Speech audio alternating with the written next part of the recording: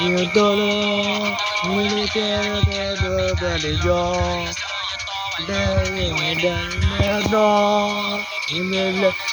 ayo để lo du ha đi đây với tôi đưa ra đi với này đây đi ra đi ra từ ra đi ra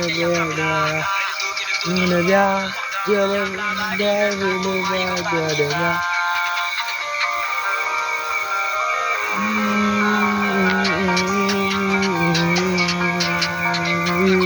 ra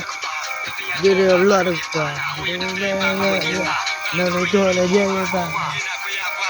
nè đừng tôi nó đeo được cả như đôi khi anh đeo được cả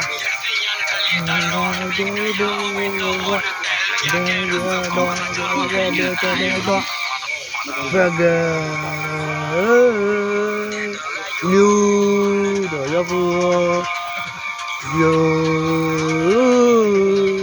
mới đưa dọn nhà phò rồi được mưa lưới phò vô để nhà phò giờ để vừa vô giờ về nên đi người để về để gì nên đi là về